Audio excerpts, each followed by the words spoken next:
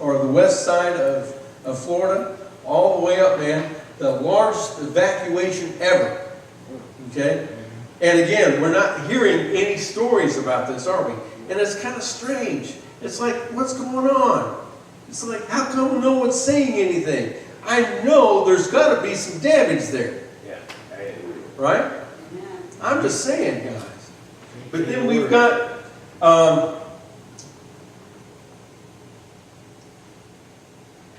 But then we got Jose.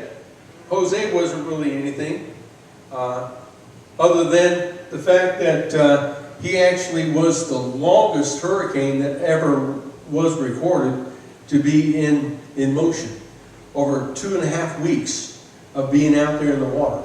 Okay? And then shortly after him was Maria, right? And she's coming up the coast right now, isn't she? Okay? Her forecast was to be yesterday.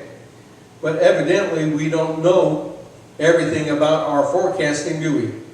Nope. So we don't know what's going to happen with Maria. But this was kind of interesting. Joseph, or Jose is Spanish for Joseph, and Maria is Spanish for Mary. You got Joseph and Mary. And what happened yesterday? There was a sign in the sky. Of Revelation chapter 12, okay, with Virgo bringing forth a son, who was Jupiter, okay, out of this constellation. Listen, it's pretty incredible. That particular sign hasn't happened in over 6,000 years, okay, and it won't happen again, not in our lifetime, okay. So these things have got to be pretty significant, okay? September 23rd was also in the process. You got from the 19th until the 29th. You got Rosh Hashanah, which is the Jewish New Year. And we got 10 days to go to Yom Kippur, which is the Day of Atonement, okay? What the Jews are doing right now is they're preparing themselves to present themselves before the Lord. Okay, the Day of Atonement is when they go before God, and they're right now in the process of asking for forgiveness. Okay, they're asking the brother, sister, mother, cousin, worst enemy, and all this other stuff. They're really getting things right, because by the 29th, they want to present themselves holy and acceptable. Isn't that Romans chapter 12, verse 1? That's crazy. But I'm just saying, if the Jews are doing that, and they don't have Jesus, what are we doing? We're losing sight. Now, I know we don't necessarily, deal with all the festivals and the feasts and all these Jewish things, but I think they have some significance. They really do. I think they do. Okay? It's just kind of odd that we're in that process right now. Okay? And we've got all these hurricanes and earthquakes and all kinds of various things in diverse places going on, right? This is an end time situation going on. Is it not? What are we doing? I think we should be preparing ourselves and getting right with God, preparing ourselves and being the hands and feet of Jesus. Amen? Listen, we don't know what's going to happen with Maria. I kind of doubt she's going to come down into South Carolina. But just what would happen if she did? What would happen if she did get into North Carolina? Would we have the opportunity to start doing something then? I'm just asking myself, because sometimes when things happen, we're not ready. Right. We get caught unawares, right? And Jesus even said, now that grateful day of the Lord, that great and dreadful day of the Lord will come as a thief in the night. Okay? We don't know when this thing is going to happen, but it will happen. Okay? I mean, there's a lot of theories going on about all kinds of things. And really, you just don't know. That's right. When Irma was coming up, they thought it was coming straight into South Carolina, right? In the first go-round of their predictions. Well, after a while, they had to change their course and change it. Well, I guess it's not coming up this way. I guess I'm not sure where it's going. Okay? You can't suppose, okay, that you know everything. Okay? You got to get ready. And so this whole thing has been in a process of preparing ourselves. And listen, we talked about this thing, I think it was last Sunday. We talked about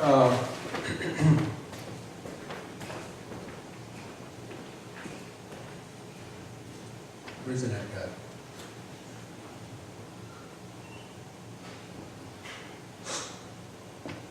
Anyway, we talked about this word.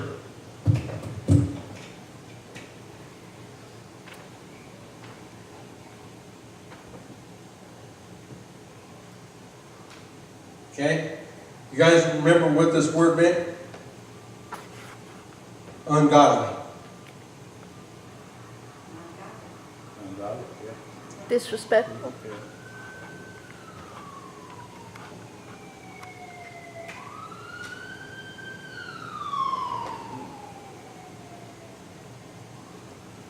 Holds no respect.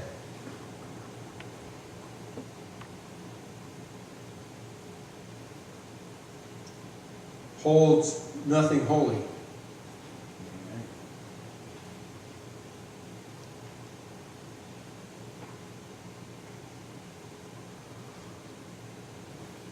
Okay? So, in essence, godly people have respect. Godly people hold in high esteem the things that God says are holy. Right? So there is a difference. And I think that's what's happening here. In Matthew, you're looking at the sheep and the goats, right? You're looking at two different kinds of people. I think that's what's happening in our world today. God is kind of bringing these things down the road so that we can see who is who. The grain and the wheat and the chaff, right? God is separating. This is a time of separation. Okay? This is where the rubber meets the road, and we're going to find out who's in the right and who's in the wrong. Okay? I'm serious, guys. This thing is getting desperate, man, for a lot of people. Okay? We got to understand the sign of the time. We got to observe and have a mindful eye that this thing might be real. Mm-hmm. I know we've been talking about the end times since the beginning of time, but listen, this is getting real. Okay? Did you have something, hon? On Wednesday, you referred to Luke 21:25, which coordinated with August 21st and 25. Yes, we did. Okay? But I want to start off here in Psalms because I want you guys to see that there is a distinction between the two, between the ungodly and the godly. Now, it's obvious that God's going to hold to His own, right? It's obvious. God isn't going to be looking at those who have been ungodly, who have no respect, who have no regard for things that are holy, okay? You guys understand that their hearts are not going after God, okay? Even though God loves them, God loves us all.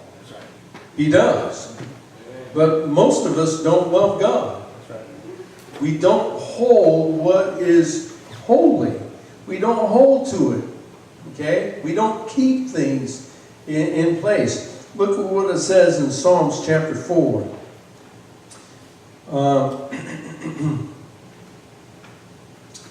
Starting in verse number 1. Check this out. Hear me when I call, O God, of my righteousness. You have relieved me in my distress. Have mercy on me and hear my prayer. How long, O sons of men, will you turn my glory to shame?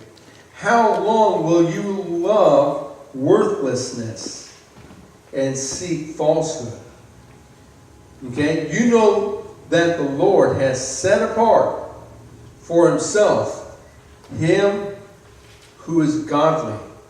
The Lord will hear him when he calls. Okay, verse number 4. Be angry. Another word in this, what was the word?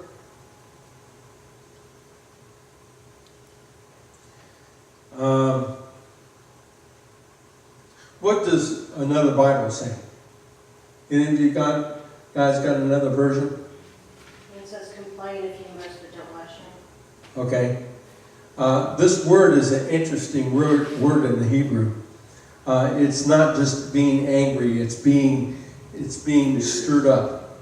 Okay? It's being stirred up. Sometimes we complain when we get stirred up. Sometimes we get angry. Sometimes there's an emotional release, right? And he says, listen, you can do this, but don't what? Don't sin. Amen. Okay?